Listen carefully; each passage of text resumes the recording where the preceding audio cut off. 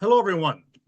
Hello. My name my name is Marc Patry. Hello, Eileen. I see your picture right there. Very good. Nice to meet you, Eileen. Thank you. My name is Marc Patry, and I own and run along with my wife Heather Blankhorn and some good colleagues, CNH Tours and also Galapagos Travel.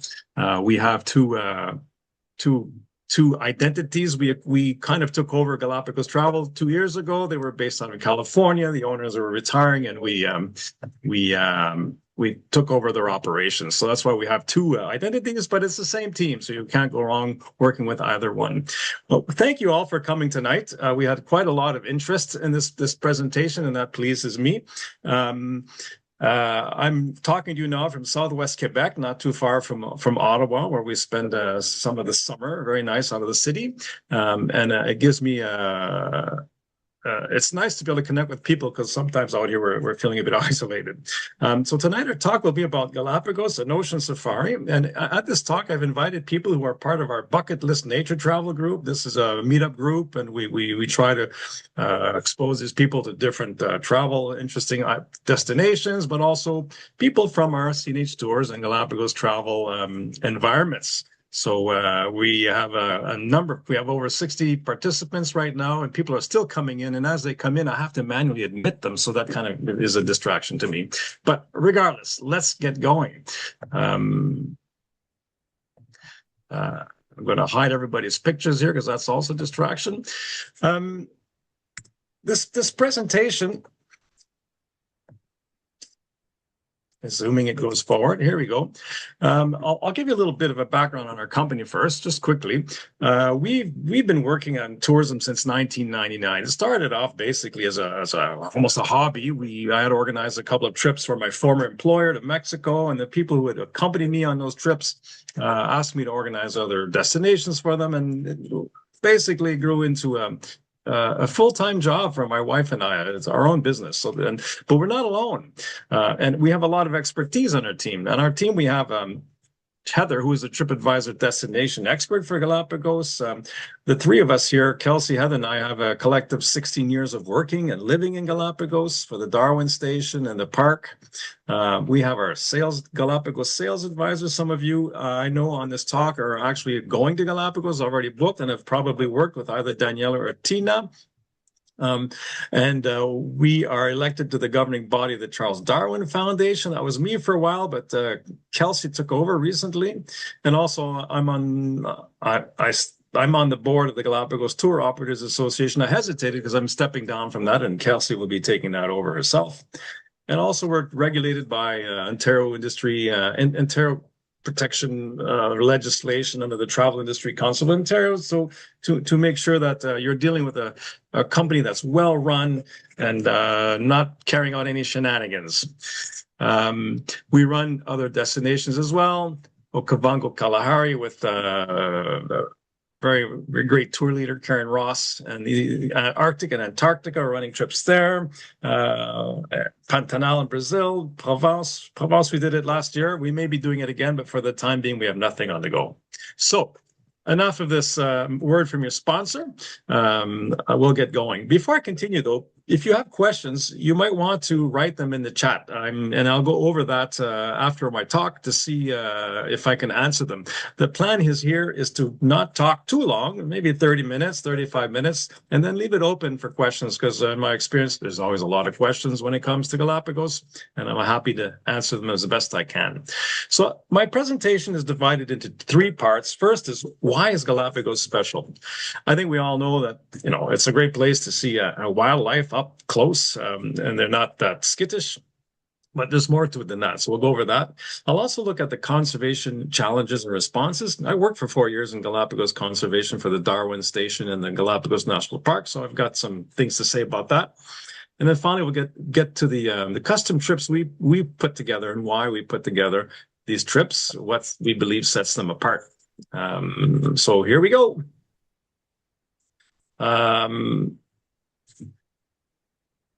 Right now, there are about 1,000, if I remember correctly, 300 World Heritage Sites out there. You've all heard about UNESCO World Heritage Sites. I worked for the World Heritage Centre for 11 years. The first one ever to be inscribed was Galapagos. What a coincidence. And the second one, just for your interest, was Quito. So Ecuador had its first two sites on the list. So they have their serial numbers, and Galapagos is serial number one, and Quito is number two. That's great. But why? Why did Galapagos get on the list? What makes it so special? To get on that list, you have to demonstrate what's called outstanding universal value. So what is the outstanding universal value of Galapagos? Well, one of the big deals for Galapagos is the fact that it's a great place where biological evolution is graphically manifested. If you have the ability to see, understand what you're seeing, you can understand that something's going on here in terms of biological evolution, just like Darwin did. But why there as opposed to somewhere else? Well, there's a number of reasons. Number one, it's an oceanic archipelago. What does that mean? What's an oceanic archipelago? It means these islands rose out of the sea through volcanic action. There was nothing there, and all of a sudden there was land there. And of course, when volcanoes rise out of the sea, it's pretty safe to assume that there was not much life on that land to begin with. So what you have is virgin rock in the middle of the ocean with not a piece of life on it, not one species on it. And then next thing you know, we have all kinds of species. So what happens? Well, the fact that it's also separated by the mainland by 1,000 kilometers or 600 miles, that's quite a distance that it poses a huge barrier to a lot of life forms. If the Galapagos were just a couple of miles offshore, they would be completely different than what they are now. If they were further offshore, they would be different than what they are now. But the fact that they're just this distance, what it means is that some species were able to make it over and some not. So it's ecologically isolated. Very few land species could make the journey. And those that arrive survive under new environmental pressures. The mainland around Ecuador is pretty wet. You'll see that if ever you fly in through Guayaquil, you'll see how wet it is. Yet Galapagos is a very dry environment. Galapagos, in fact, it's one of the challenges for humanity there, humans living there, to have fresh water. So what happened? You had, for instance, on the mainland, you have this a very common green iguana. If you go to Guayaquil, they have some place called the Iguana Park, and they're literally falling out of the trees in this park. So you have that on the mainland. And in Galapagos, you have the land iguana. You could tell this is Darwin saw these things. Oh, look at this. And then, oh, look at that. You know, Darwin was bright enough to realize that Galapagos were volcanic, that whatever life existed there somehow arrived. But he doesn't see any land iguanas on the mainland. He sees them. He sees this. So he starts to make these connections. So on the mainland, you'll have the cormorant, very common bird. We have them in this part of the world too, perhaps a different species, but a very common bird. But cormorants fly. They made it to Galapagos, but hey, they realized that they didn't need to fly in Galapagos. They didn't need to invest in big, strong, wing muscles and wing feathers. And this is what happened. They don't fly anymore, and they do very well for themselves. So what we have also in Galapagos that pushes for biological evolution is the fact that you have a diversity of ecosystems. If you had just one island, which flat island with a very homogeneous type of ecosystem, you wouldn't have much action in terms of biological evolution in Galapagos. But we have several islands. We have big islands. We have islands that reach up to 1,600 meters. That's about over 5,000 feet altitude. We have some islands are close to other islands, and some are much further. Some islands have very dry lowlands with very little water, while other islands have a lot more humidity in the highlands. So all these different ecosystems make for different kinds of pressure. So when a tortoise arrives from one island to another, and it happens to be a dry island versus an island that has altitudes with moisture, what happens over thousands and thousands of years to that tortoise? These are the pressures that allow us to understand how species change over time as a function of environmental pressures. So we now have in Galapagos the land iguana versus the marine iguana. Perhaps the marine iguana was a land iguana. The original green iguana came to Galapagos, perhaps was on a nice green island with lots of vegetation, but maybe there was a tsunami. Maybe there was a tsunami and they were washed over to a very dry island, and they had to really survive, and over the years they managed, but those that eventually adapted to be able to feed underwater, they became a marine iguana. We also have the lowland and highland giant tortoises. Can you spot the difference? If you go to Galapagos, you'll see these. I think the difference is pretty obvious. One is it has what we call a saddleback type of shell, and the other has a dome shell. Why the difference? Which one would be a highland? Which one would be a lowland tortoise? Well, you'll find the lowland tortoises all have the saddleback type of shell. That allows them to stretch their necks very high to reach for the foliage in trees, because the lowland islands are very dry and there's not much going on the ground. So they have to reach for leaves and cactus pads. These tortoises love to eat cactus pads. Whereas the highland tortoise, there's always lots of vegetation on the ground and they don't need to reach up so high. Also, what affects the biological evolution in action? What causes it? What helps illustrate that is the fact that there are different currents that bathe the islands. And here I'm showing you, this slide actually misses out one of them. I'm showing you a current from the north. The Panamic current comes from the Central America. It's very warm, brings in a lot of tropical fish and the larvae and the different polyps, different kinds of species like sea cucumbers and sea stars. They come from the north, bringing this kind of diversity to Galapagos, tropical diversity. But then you have the Humboldt current, which comes from the south, brings cold, nutrient-rich waters, and they will drag along with them species that are from colder parts, like the penguin. So you end up having in Galapagos, it's the only place on Earth where you can see a penguin eating tropical fish. So the result of all this is you have a bizarre collection of animal and plants seen nowhere else on the planet. Lots, we call that endemism, when this species exists only in one place. It's endemic to that place. Galapagos has a lot of endemic reptiles and birds and insects and plants.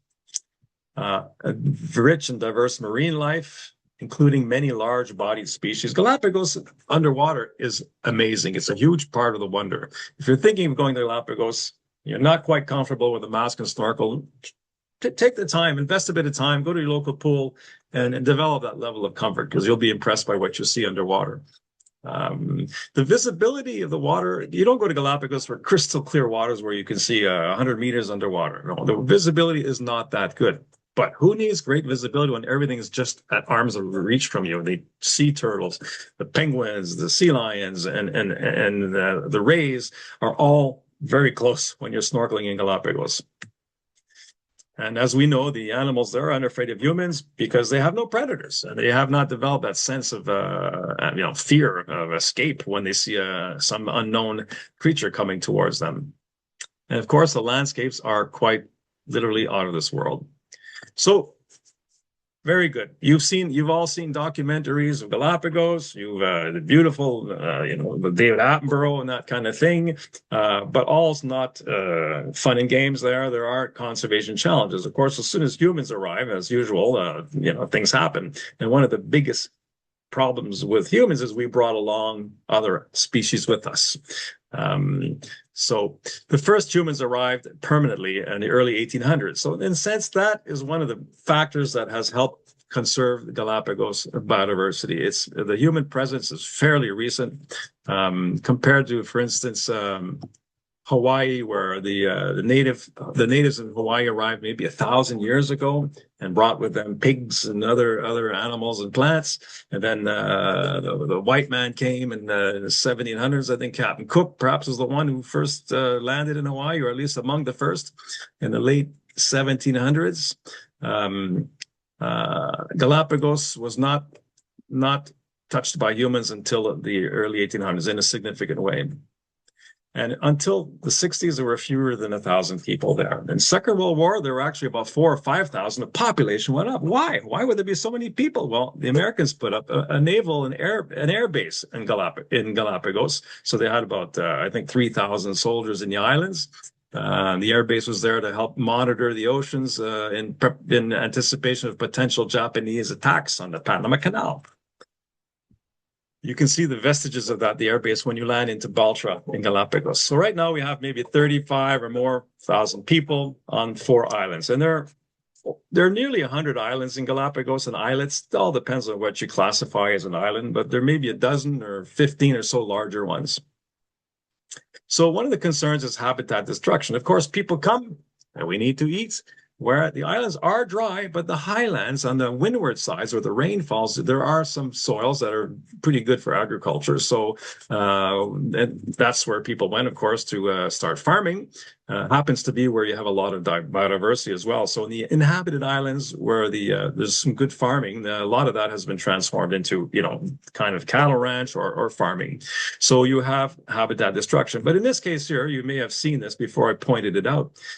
The giant tortoise here. That's odd. Giant tortoises and cows. Well, cows are not interested in giant tortoises as far as they're concerned. They're slow-moving rocks, but the giant tortoises love it. They love the pasture. A lot of grass. They do quite well, in fact, in these environments. So right now in the island of Santa Cruz, you can't miss. If you're driving on the road from the ferry on the north side of the island to town on the south side of the island, you'll probably count a dozen or 30 giant tortoises on the side of the road. You may have one in the middle of the road crossing the road, so they're not uncommon at all.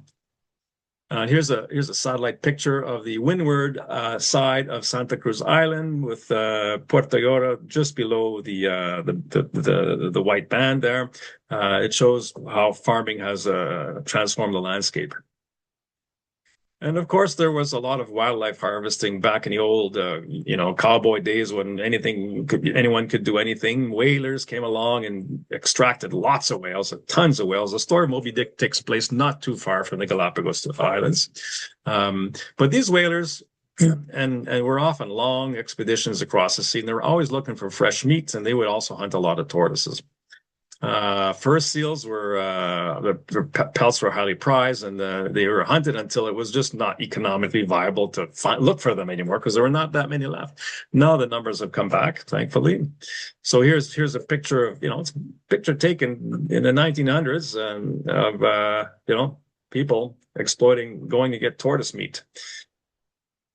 And there are also deliberate introductions like goats. This is Isabella Island. You can see this tortoise. Now you learn your lesson. Is this a tortoise from the lowlands or the highlands? This is a highland tortoise, right? It's got the dome, shell. It can't reach very high to eat the foliage in the trees. It's got to find what it can eat on the ground. And as we can see, there's not much going on in the ground here, right?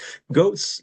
That was why I was hired to go work for the Darwin Foundation to start up this big goat eradication project, because goats were turning Galapagos into a golf course, not even a golf course, into a desert as we see here. So they needed to be removed.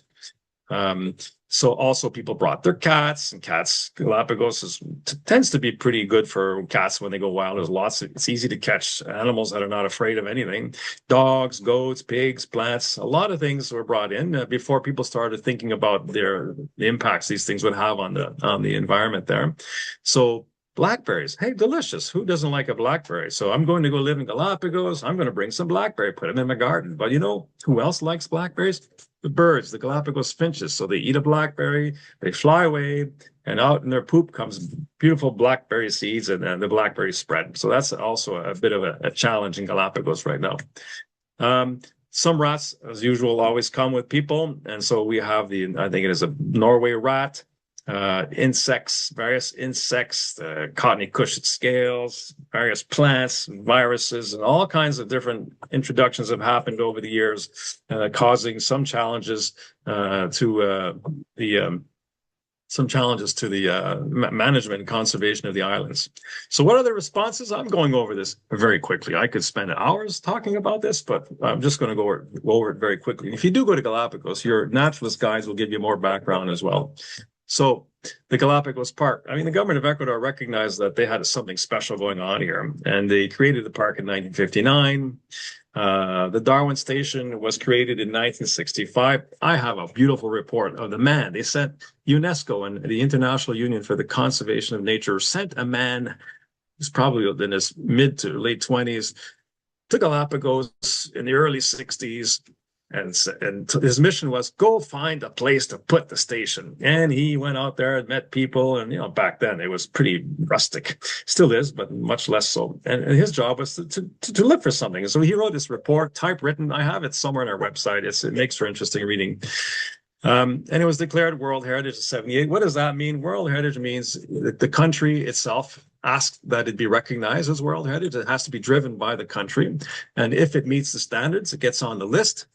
And then the country is obligated to maintain the conservation standards for that site if they want to stay on the list. So it's kind of like what do you call it? A declaration of compromise, of engagement to the world that we're going to conserve this place. And then, and also the world is meant to help as well, to be there and have the back of the country that has these World Heritage sites. So there's a lot of ecological restoration work that's being done. Some islands had almost no more giant tortoises. So the station, the Darwin Station, the park learned how to raise tortoises in captivity, which is not easy. It took them several years to figure that out. The woman who led that effort is the one who actually hired me to go work in Galapagos, Linda Kaigot, the late Linda Kaigot. We've also, while I was working at Galapagos, the whole foundation of the quarantine inspection service and, making sure people are not bringing things into the islands was being set up. And now it's operating. So when you go to Galapagos, you'll be asked to open your bags to the people who inspect to see you're not bringing in plants and whatnot, any items that might risk establishing them, species that might risk establishing themselves in Galapagos and become a problem. And there's also a lot of control and eradication of work that goes on. Very expensive. This is a campaign to eradicate rats from a relatively small island. That's a huge project. Rats are notoriously difficult to get. My job was to get rid of the goats, which we succeeded in doing in some of the islands, not everywhere, because the islands in which people live, it's politically unfeasible to do that. Okay, that was that. That was part one. Part one was about why it's special and the management, the conservation issues and management responses. And part two is about visiting the islands. And this is the part where I'm going to tell you about what we do and the kinds of trips we put together and why we've done it that way, why we think it's a smart way. And so it's up to you to decide, though. So what guides us in designing our expedition cruises in Galapagos, or custom cruises? No one else offers these trips but us. Well, we have specific assumptions about your expectations, right? We get a lot of people saying, I don't do cruises. That's not my thing. And then everybody's imagining a ship like you see here, going through the Caribbean with big parties on board. I mean, it's fine if you want to have a party, I guess. But a Galapagos cruise is not that. A Galapagos cruise is on a small ship. And I call that your ship is basically conveying you around the island. It's like a camper van, if you like. They're just taking you to different places. And it's the experience is all about off the ship. Of course, it's nice to be comfortable on your ship, but it's all about what you're going to be doing off the ship. So we call it, that's the Galapagos type of cruise. So I'm assuming you're not looking for a Caribbean type of cruise holiday. If you're looking for a Caribbean type of cruise holiday where you're lying on your hammock and having some margaritas all day long, I mean, that's fun, but I would suggest you do that in the Caribbean. Galapagos is typically, I mean, you can, of course, on the ship, there are those opportunities for that, but the focus is really on the off-ship experience. You're keen on learning.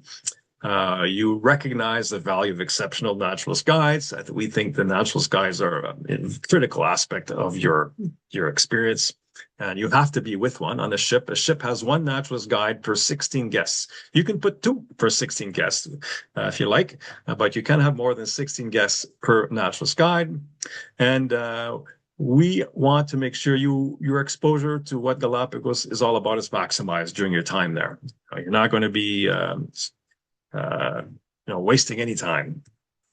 And we're assuming that you're not afraid of going the extra mile to do so. What does that mean? Maybe getting up quite early in the morning, and hiking to the end of the trail. The trails are never very long, and the hikes are. It's all about nature observation. You don't have to be an Ironman. You walk perhaps for 3 minutes, and you stop for 10. And you walk another 3 minutes, so it might take you an hour and a half to do a mile or 1 or 2 kilometers, because it's about taking it in. It's about taking it in. It's not about, getting your heart rate up and getting your 5,000 steps or whatnot. So with all these assumptions, we have a vision when we're looking at Galapagos and trying to help people experience the islands as we know them. We try to I don't know, this has been something that I've given a lot of thought about. It's we think the Galapagos should be a mind trip that's nurtured by all your senses. What do I mean by mind trip? It's one thing to swim with sea lions. It's one of the thrills of Galapagos, snorkeling and the sea lions cavorting all around you. But if you take that, if you take in the knowledge of how these islands arose and how these species came about, and to actually witness that yourself and to understand, you know, how with the thinking that went through Darwin's head. If you go to Galapagos, it all comes together, and it in your head. We try to reach that type of mind trip. It's not easy, but if you can reach that mind trip, that's what we're trying to do, to help you see all that, take it all in, and say, "Wow!" It's kind of like getting an epiphany of how it all comes together. We think it's important to minimize the distractions of day-to-day life, give your senses a chance to tune in to the subtle and not so subtle stimuli of the islands. How's that for content? Yeah.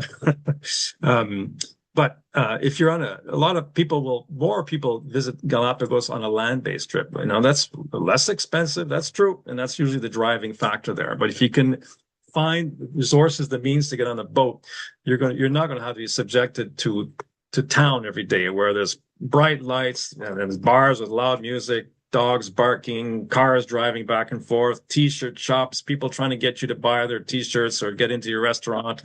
You know, that takes you away from being able to just feel like you're in the islands in a remote place, we believe. Of course, not everyone can afford a cruise, and a land-based trip, well done, is also a good experience.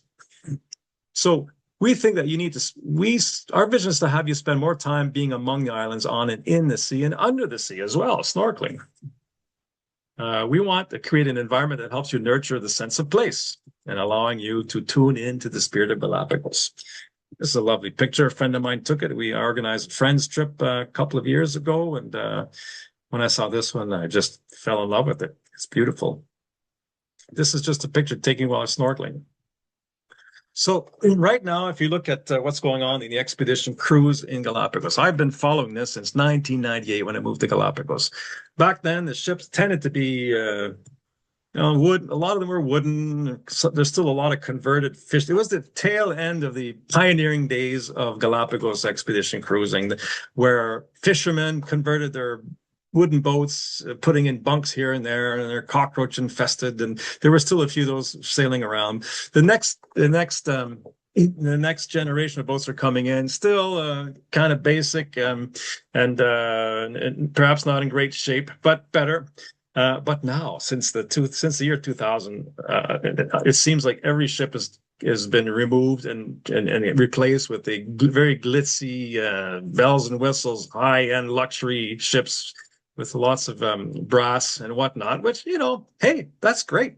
Who doesn't like a nice luxury ship? I'm the first one to admit I like a luxury ship, as long as the off-ship experience is not sacrificed for that. So, but I do see in the marketing that there's an increasing assumption that people are looking for a relaxing holiday with the animals in the background, a couple of selfies and whatnot, and move along. And there is a market for that. There is a market for that. And that's a big part of the market in Galapagos today. And the ships are all responding to that. Back in my day, there were just 7-night, 8-day cruises. That's the only option you had, because the planes were flying in only on weekends. So you couldn't fly people in you couldn't start a cruise on a 5-day cruise. So they had just 8-day itineraries. But now they're shorter and shorter itineraries, recognizing that they have a 10-day holiday. They want to spend a couple of days in the jungle, a couple of days in Galapagos. So the ship owners have responded to that. And there's also an increasing focus on onboard luxuries and distractions to what we believe is a detriment of the off-ship experience. So this is from a website, a destination on board. I mean, of course, who doesn't like a very comfortable ship? But when I see that kind of marketing, I'm thinking, I don't know, that's not where we want to go. So how do we respond to all this? Well, we operate 3 distinct custom charters that try to help you experience Galapagos in a way that we think allows you to tune into that spirit of Galapagos. The first one, well, the one that we first started with was the active Galapagos on a simple 14-passenger ship, the Samba. There's a lot of great reviews of this ship. It's extremely well managed. The owner and who's the family that owns it has been running cruises in Galapagos since the 1980s. The staff is very happy. It's a very, very good staff who are keen on helping out. The captain is regularly gets in the water to snorkel with the passengers and help those who need a bit of help, which you never see that in Galapagos, the captain getting involved with that kind of activity. So this 14-passenger ship has you 8 days on board. We do a natural history tour on the 16-passenger Montserrat. This is 11 days. These are non-interrupted itineraries. Nobody's going to come on and get off the ship halfway through your itinerary. Everybody starts on day one, and everybody gets off at the end of the trip. This Montserrat, it takes 16 passengers, but it has space for 20. So it's very versatile when it comes to allocating spots to solo travelers who want to have their own cabin at no extra cost. So this is good. This boat is good for that. And we have what we call the slow. I'm still struggling with a nice catchy name for this particular tour, but we call it the slow photo art Zen tour on the Anahi. It takes 15 passengers. It should take 16, but the 16th passenger on this ship is none other than Tui de Roy. She arrived in Galapagos at the age of 2. She's almost 70 now. She has been internationally acclaimed by various wildlife photography associations, with all her great work. And she's working with us. We're so happy to have her work with us. So she's your kind of like on board éminence grise. She knows, she's been taking pictures in Galapagos since the 1950s almost. And she's not there to show you how to use a camera, but she's there to help you see, just to see. And she's very good at that. So in a bit more detail, the Samba, as I said, takes 14 guests and one naturalist guide. These guys are all handpicked. 1 week itinerary. I like to say from dawn till dusk and beyond, literally, because they'll have you up there. You may be getting up at 5 or 5:30 in the morning, because at 6 a.m. you're not allowed to get off the ship before 6. But as soon as 6 strikes, you're off. That could be the time when the animals are most active at particular visitor sites, or before the sun is up. It can get very hot there in Galapagos during the hot season, and it can be literally a bit oppressive after 9 or 10 o'clock. So why not get all your land hikes and your land observation done earlier when it's cooler and the animals are active, they're waking up, they're hungry, the birds are feeding their chicks, the seabirds, the sea lions, and it's not so hot for you. And by the time by 7:30 or even 8, you're back on the boat, you have breakfast, and then you go snorkeling or kayaking. You're on the water when it gets hotter.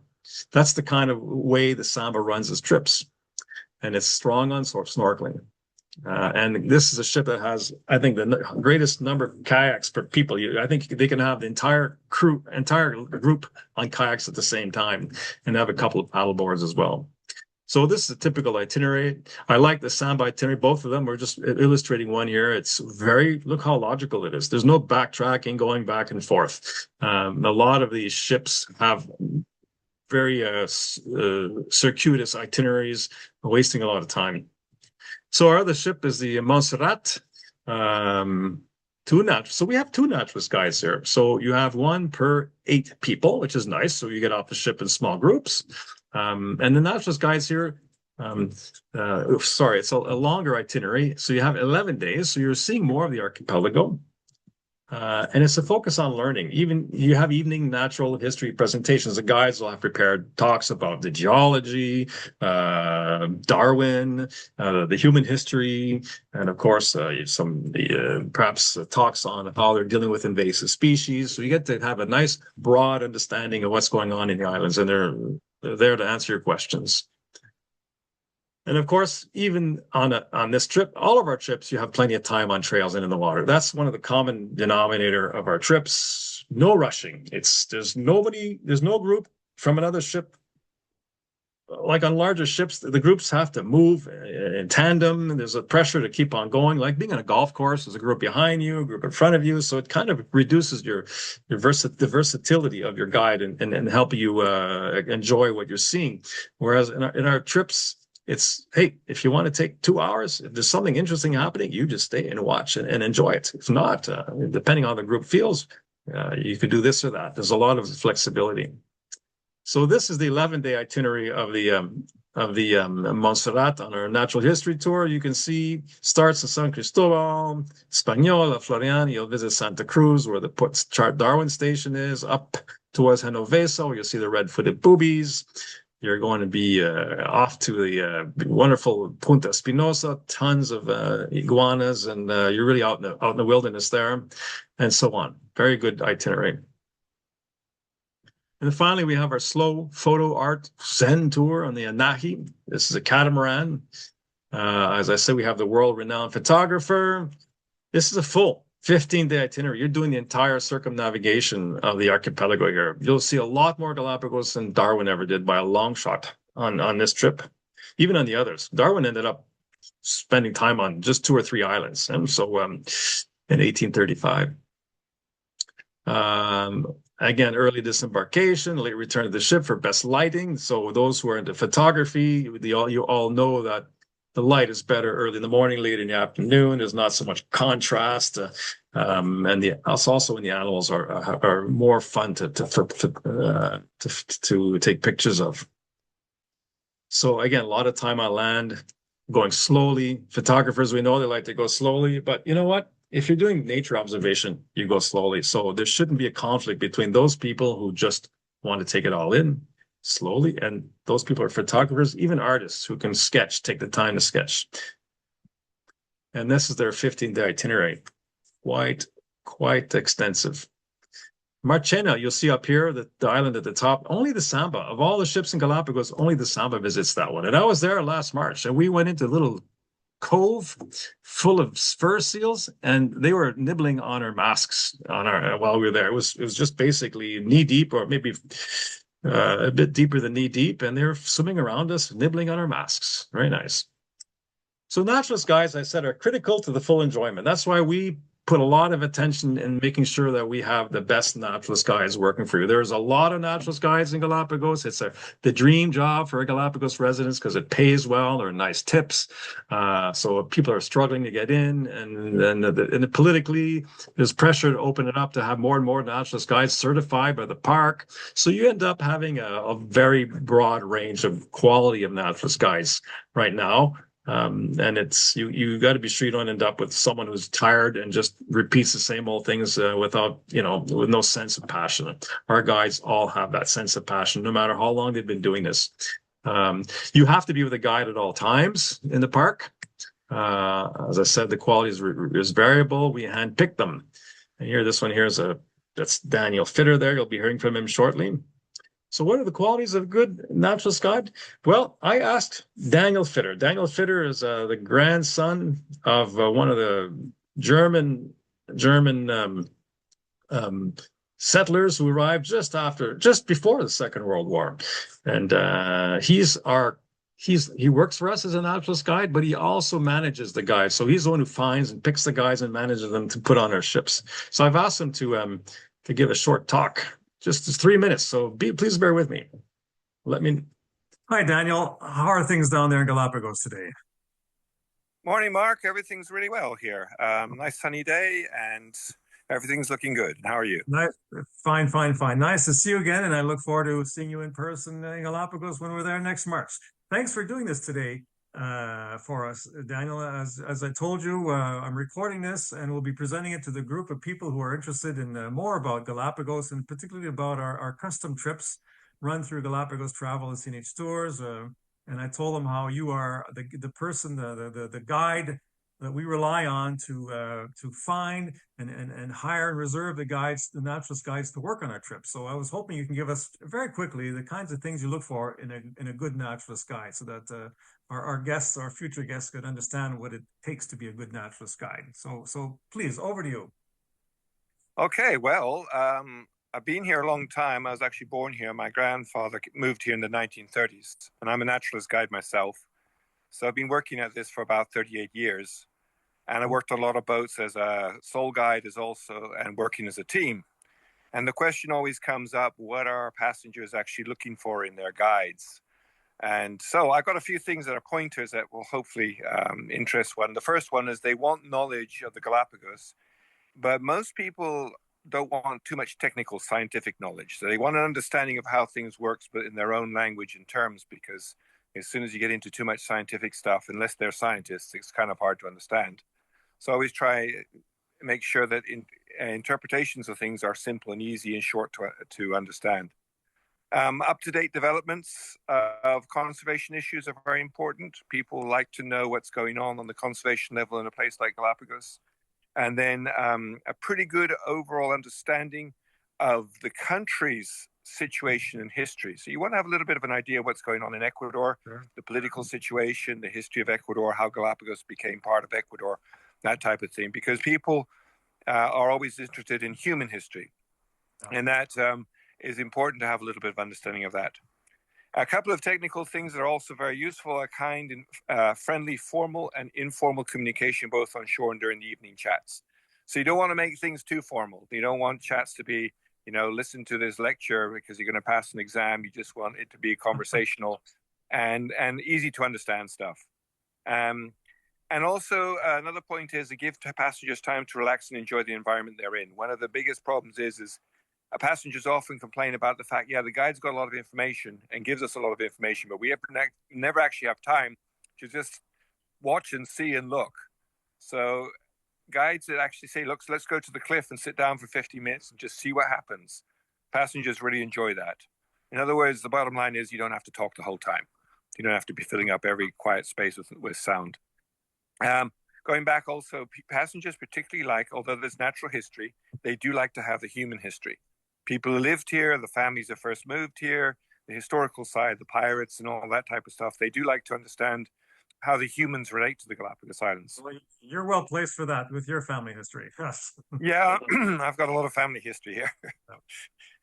And then a couple of little things that just keep in mind is emotional alertness, knowing when to attend and when not to attend to passengers, seeing what their issues are and being discreet about those issues, because you suddenly become involved in the lives of people you don't really know. Excuse me. And so you've got to be careful about that, because you don't know their backgrounds, you don't know their circumstances, and you want to be respectful of those things. Sure. So just be discreet about that. A good sense of humor is useful. Obviously, you don't have to be a stand-up comedian, but just, most things go through with a bit of humor. And passengers always get very attached to their guides and trust their guides. So a good sense of respect and limits that you actually form with your guides, with your passengers, sorry. So that kind of helps make a trip really good. And of course, we try to make sure that we get guides that can do a reasonable degree of those things. Very good, Daniel. I appreciate the time you spent. We don't have much more time than that, because already my presentation is packed full of information. And I know you will be guiding on some of our trips. So perhaps some people watching you right now will be meeting you in person in Galapagos in the not too distant future. So once again, Daniel, thank you for having done this, and have a good afternoon and what appears to be a nice day in Galapagos. And please say hello to your good wife, Tina, for me. Take care. Will do, Mark. Thank you very much. You take care, okay? All right. Bye-bye. Okay. Oops. Okay, I'm sorry, folks. I'm just trying to figure this out now.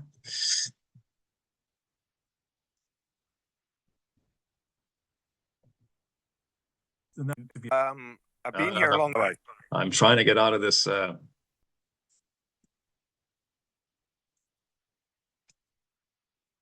Take care. This would be a nice.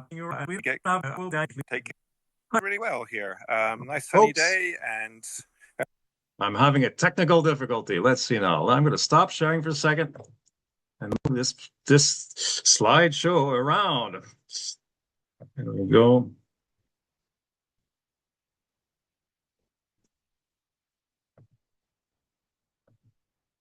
There we go. Okay, I'm going to start sharing again. Thank you for your patience.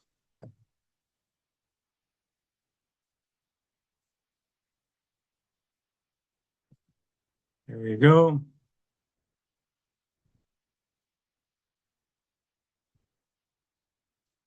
All right, are we good?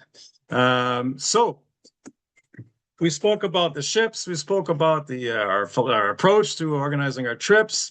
We spoke about guides, but have we spoken about you, our guests? You know, this is the most important part.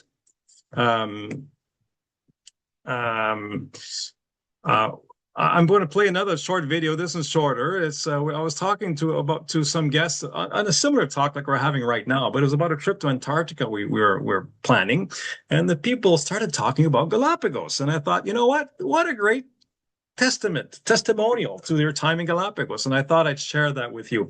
So I'm going to share another short video. We start talking about Antarctica. Don't get confused about that.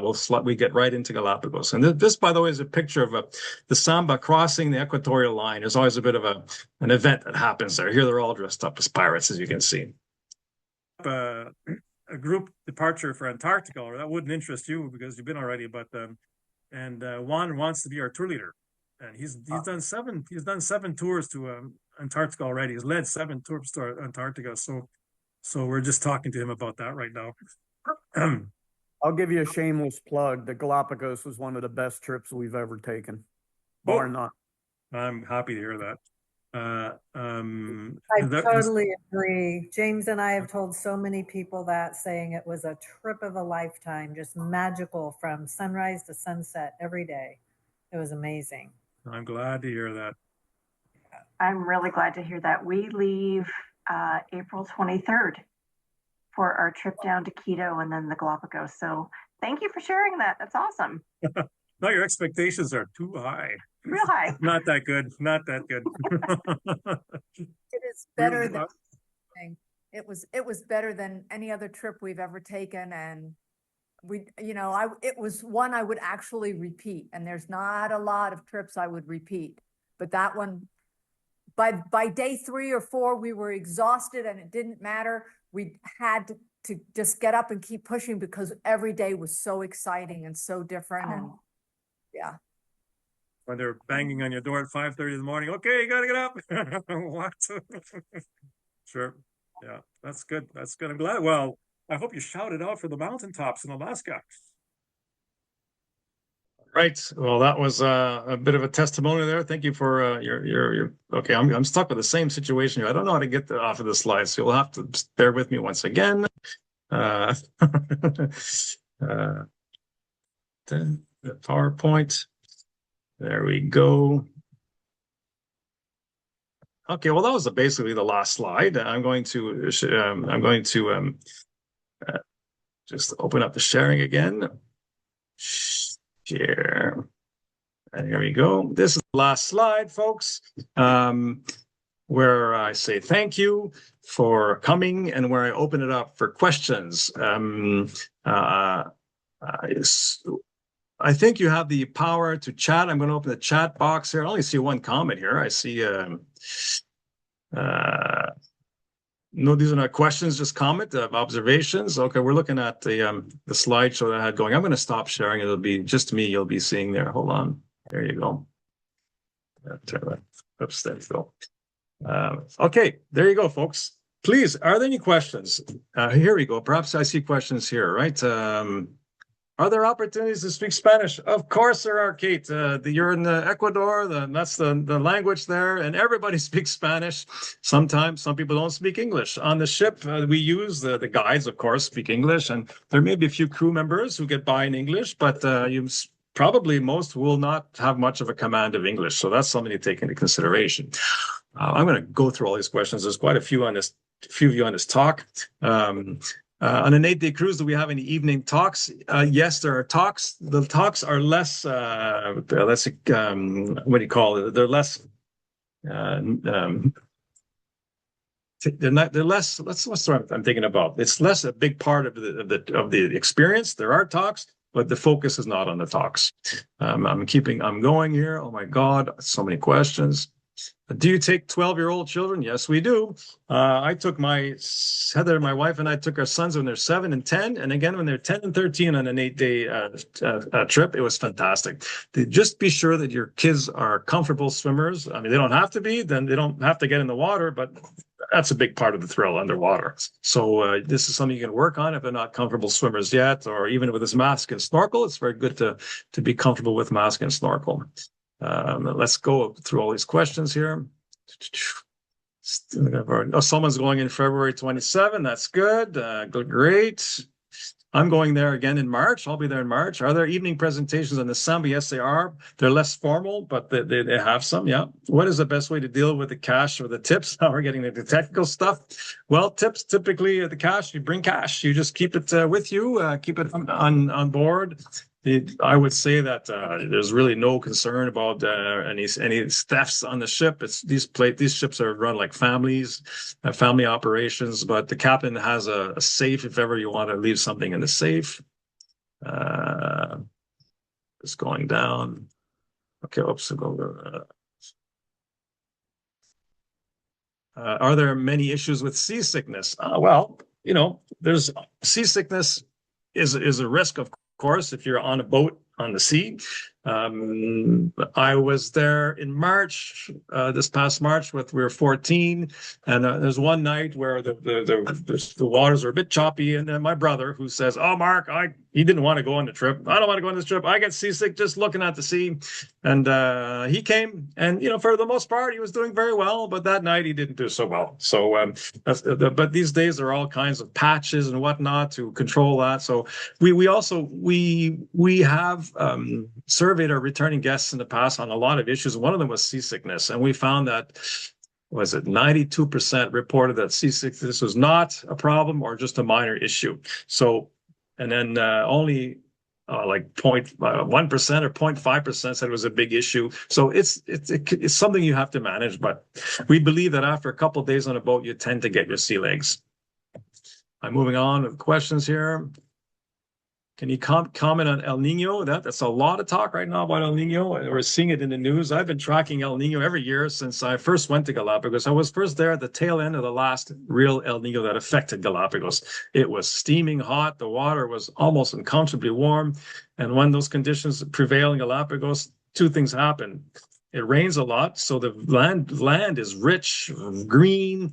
All species that live on land are doing very well. But the sea temperatures being so high, the oxygen level goes down, and the sea life suffers under those extreme circumstances. I asked Daniel, the guy you saw in the video, I just was talking to him yesterday. I said, "What's going on with El Nino? We hear all about it." He says, right now, they're having typical Garua season weather right now, which is what you have when there's no El Nino at this time of year. And he said the sea temperatures are a bit warmer, but he said marine life so far is still in good condition. So that was his observation. We never know what's going to happen. This El Nino is a big phenomenon. It affects different parts of the Pacific in different ways at different times. So you might have a big El Nino not affecting Galapagos. You might have a minor El Nino that has a stronger effect in Galapagos. So that's the way it is. What are the price range?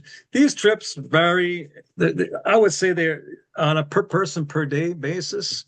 Our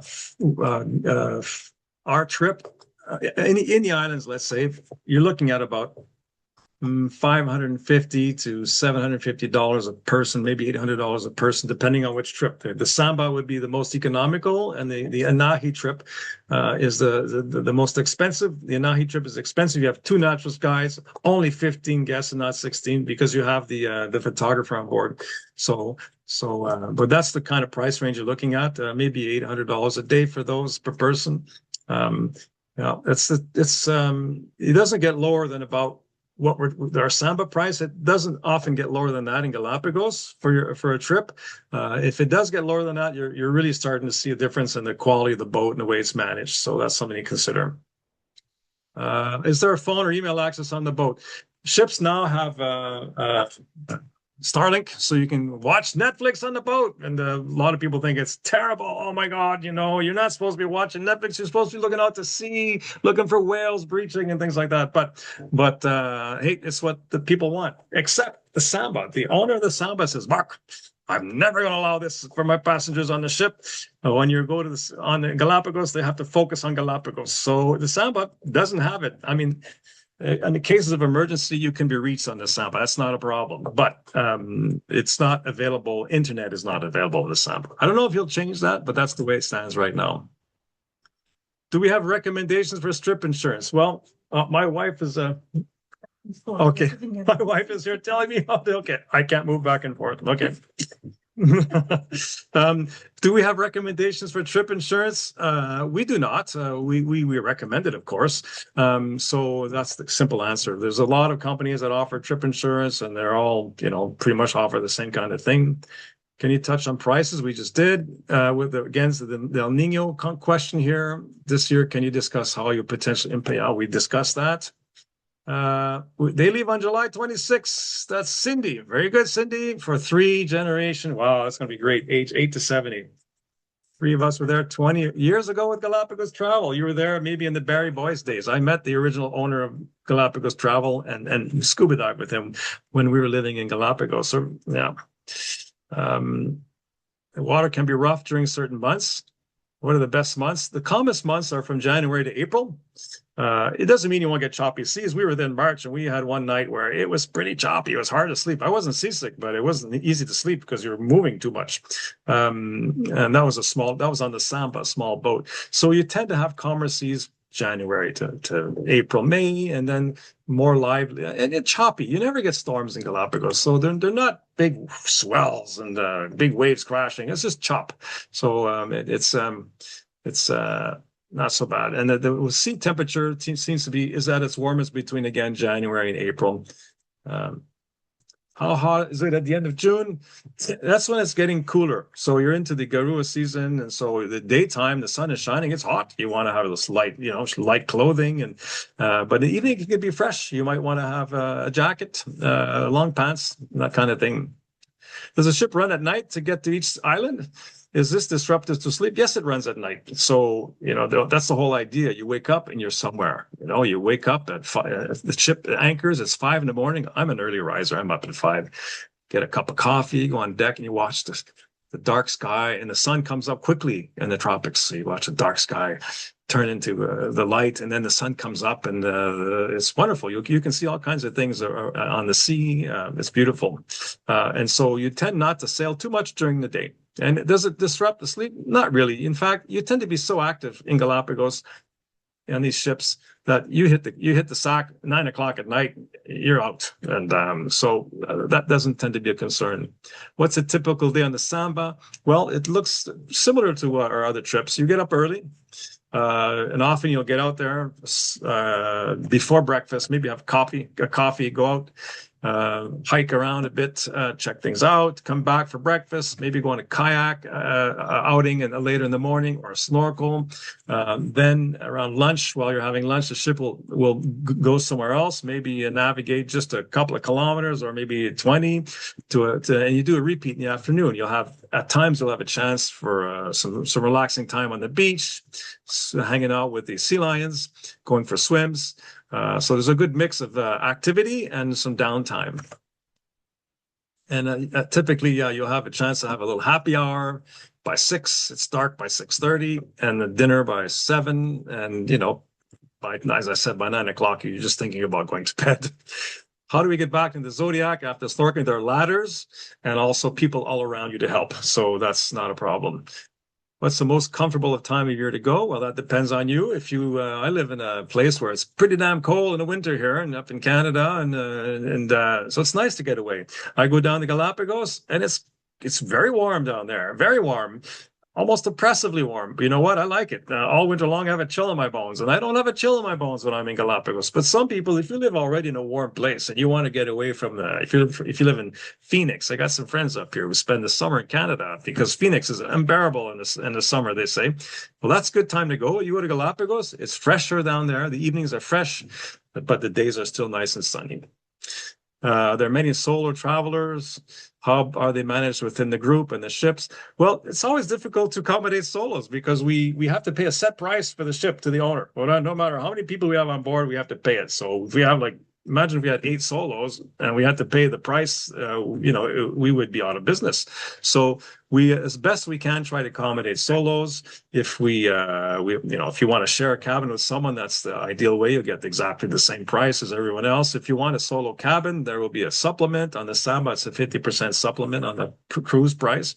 On the Montserrat, our natural history ship, we do have 10 cabins for 16 people. So in that ship, if the stars align, you can get a cabin to yourself with no extra cost. So that's something to consider.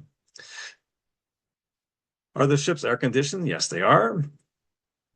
I got that question. So that's it. I don't think there are any more questions. Is that it, everybody?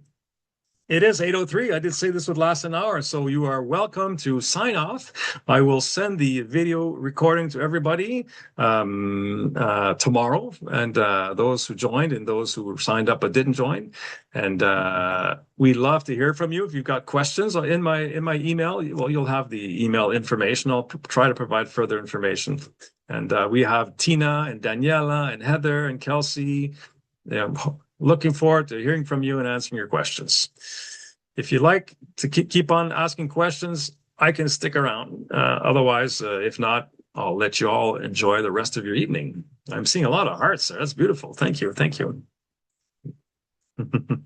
Eileen, you're the one I'm seeing on my screen, Eileen. Eileen Armstrong. It's like it's just you and me.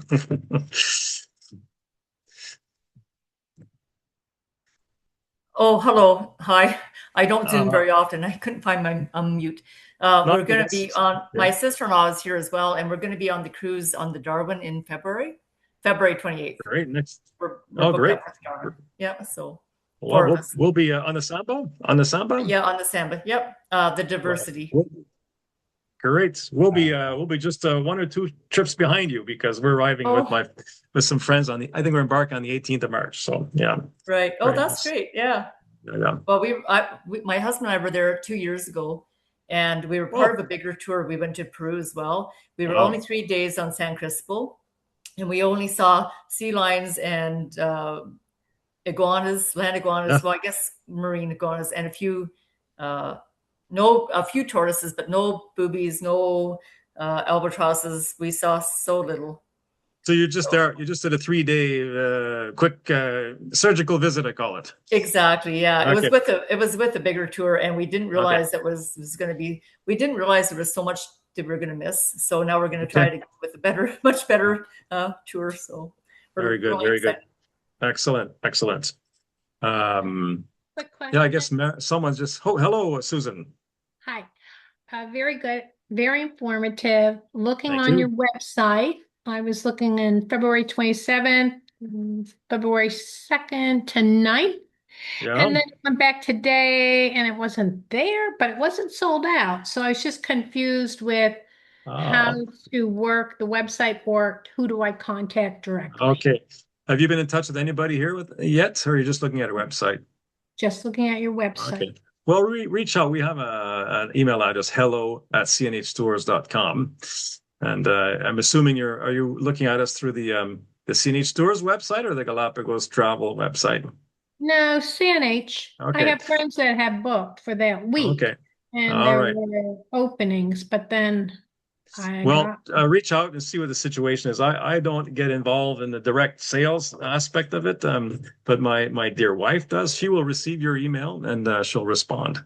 Susan. All right. So go through Hello CNH. Yeah. Correct? Yeah. That's correct. Thank you. Good. Excellent. Thank you for your presentation. This is Dawn and Ted Riscar. We'll be with you in June of 2027. Wonderful. Excellent. On which trip? The active? On the active. Yep. Okay. On the active. Yep. Mm-hmm. Well, we run a lot of those. We run 20 or 25 trips a year on the active. The natural history, we run about 6, and the photo tour just 2. Or 2 or 3. So there you go. Yeah, the active. I'll be there as well in March. I was there last March. I'm going in this March. Well, we'll be June. We are June. Wonderful. Great. This time of year. Thank you. Very informative. Good. We're excited. Thank you. I'm glad. I'm very glad. Thanks for coming. Thank you. Anyone else? How many people are left here? As I just see it, I still have 23 people here. Okay. Because which was the ship that the old Galapagos travel folks used to charter? Because we went on that 20 years ago. I was that the Samba back then? So Barney, you're Barney, right? Yeah, exactly. So you went with us 20 years ago? Yeah, 2007. 2007. Yeah. That's when we started using the Samba, I think. So it might have been on the Samba, or it could have been on another ship. I don't know. I'd have to check your records there. Yeah, I was trying to dig it up, but I was wondering if that was one of the ones that Galapagos travel used to use. Yeah, it's hard. I can't really answer that question with much confidence. Are you traveling again, Barney? We're looking at doing it, yeah, with our kids. So Yeah. They're like 14 and 16, so it'll be a good time to. Oh, that's a great time. My son is now 24. We just sent him down to Ecuador 2 days ago. So he's just finished his university and he's looking for stuff to do. We're saying, hey, if you don't find any job, maybe we'll put you to work at CNH stores. But before we do that, you have to refamiliarize yourself with what it's all about. So he's heading that. He's there right now. Good for him. Excellent. Yeah. Thank you. Great. All nice. Great. Thanks for reaching out, Barney. Anyone else have anything to say? Questions? We're down to there's one person in the waiting room. They probably yeah. Any other questions while we're all still here? It's a lovely summer evening here in West Quebec. The sun is still up there.